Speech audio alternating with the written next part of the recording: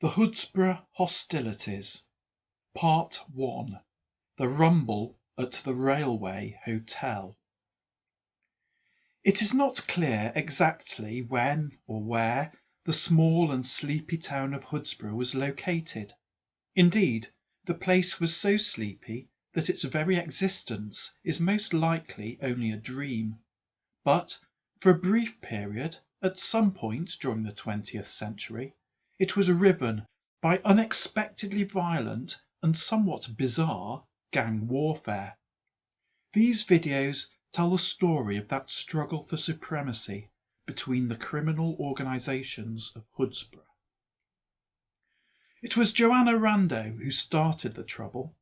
Joanna, or Jo to her friends, was the wife of Mr. Rando, who was the park keeper at the municipal park. He led a quiet life, supervising a small team of gardeners who kept the park spick and span.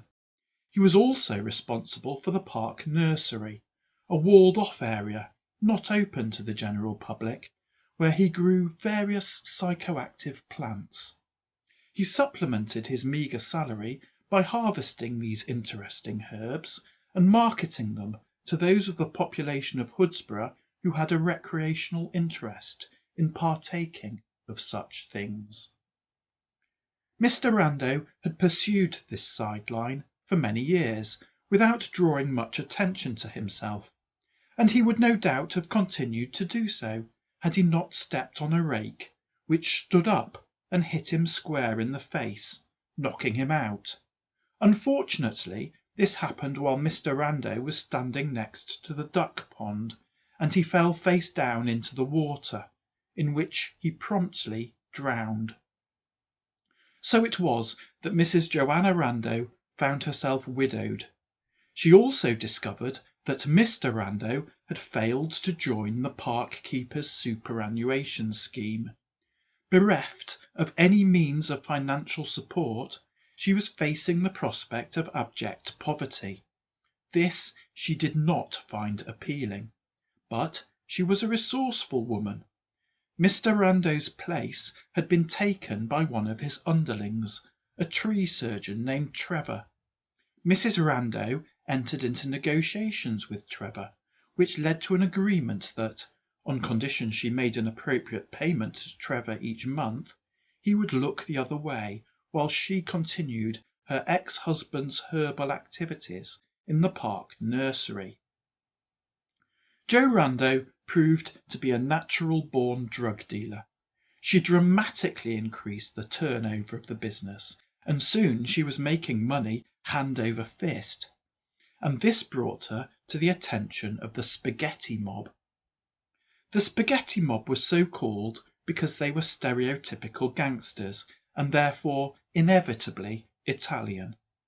The boss of this outfit was a somewhat large, besuited man known as Big Bruno. His enforcer was Timothy Jackson, who had returned from a stint in the trenches during the war with a somewhat disturbed personality. This manifested itself in his unusually intense affection for automatic weapons, in particular the Thompson submachine gun, which he invariably carried. For this reason he was known as Tommy Timmy. Along with his submachine gun, Timmy was often accompanied by his sister, Posy, who had made it her life's mission to keep an eye on her somewhat deranged brother. This was a full-time job, which often put her into challenging social situations. The fearless and aggressive way in which she confronted these difficulties had earned her the sobriquet of Plucky Posy. The main racket of the spaghetti mob was the distillation and sale of illicit alcohol, a product that they loosely described as whiskey. The headquarters of the operation was a cottage in a patch of woodland on the outskirts of Hoodsbrough. Here it was that they fermented mash, ran it through the still, and put it into bottles bearing labels which claimed the contents had been manufactured by a certain Arthur Bell. This was inaccurate. There was no one in the gang who bore either of those names, although Big Bruno did have an intimate lady friend by the name of Bella Salmonella, a hatchet-faced blonde who did not suffer fools gladly. Her handbag invariably contained several packets of the filterless cigarettes that she chain-smoked from an ebony holder, a bottle of peroxide, and a flick knife that was nearly as sharp as her tongue. The main vendor of Big Bruno's whisky was the Railway Hotel in the centre of Hoodsbrough. This was a remarkably ill-named institution, as Hsbor did not have, and never had had, a railway station. Presumably, the founder of the business had a deep and unrequited love of trains. In any case, the Railway Hotel was definitely under the protection of the spaghetti mob. So, when Joe Rando started selling herbs in the car park out back, Big Bruno demanded his cut. Joe Rando declined. Big Bruno threatened violence. Joe Rando said nothing, but determined to strike first. The next morning, Big Bruno parked his car in that very car park, and the spaghetti mob disembarked, intending to unload the 2 crates of whisky stashed in the boot and carry them into the Railway Hotel. They were distracted from this task by a passing street urchin, who informed them that Joanna Rando and her boys were walking along the street toward the hotel, looking unfriendly. Joe Rando's boys consisted of the employees at the park. She had informed Tree Surgeon Trevor that her business was under threat, and that if she had to pay protection money to the spaghetti mob, she would have to reduce the amount that she paid to him. Trevor did not view this prospect with enthusiasm. His underlings had fond memories of the old days, when Mr. Rando had hosted a Christmas party at his house each year, where they had feasted on Mrs. Rando's homemade mince pies and quaffed her mulled wine. They all agreed to lend her a hand. Joe Rando marched at their head, armed with a shotgun. To her right was Tree Surgeon Trevor, carrying his trusty chainsaw. To her left was another arboreal specialist, Fred, an expert feller of trees. He was brandishing a 2-handed woodsman's axe. Bringing up the rear came Pete, who did the weeding. He was unarmed, but handy with his fists, which is why they called him Punchy. As this motley group approached, Bella Salmonella sidled across the car park and around the far side of the hotel, keeping out of the way. Tommy Timmy eschewed such subtlety. He walked out into the street to directly face his foes, cocking his submachine gun. Plucky Posy went with him, clutching a revolver. Seeing them emerge from the car park, Tree Surgeon Trevor fired up his chainsaw and charged forward. Joe Rando followed behind him, then stopped, steadied herself, and fired her shotgun at Plucky Posy. Some of the pellets grazed Posy, drawing blood, but the wounds were superficial. Notwithstanding this, Tommy Timmy did not take kindly to Joe Rando shooting his sister. He sprayed a burst of bullets in her direction, but his firing was wild and had no effect. Meanwhile, Tree Surgeon Trevor had continued to advance to within a few yards of the bleeding Plucky Posy. Tommy Timmy swung the muzzle of his weapon toward Trevor, but Posy was in the line of fire. He therefore swung it back toward Joe Rando and let her have another burst, and this time his fire was accurate. The coroner's report states that Mrs. Joanna Rando was hit by at least 4 bullets. Any one of 3 of these would on its own have been fatal. She fell to the ground, very dead indeed. Bella Salmonella had come round the side of the Railway Hotel and emerged into a street, at the end of which she could see Fred the Feller and Punchy Pete moving from right to left. It appeared that she was not going to be able to avoid a confrontation. She transferred her cigarette holder to her left hand and reached into her handbag. There was a click, and a vicious-looking blade appeared in her right hand. At this point, Big Bruno decided to start mixing it.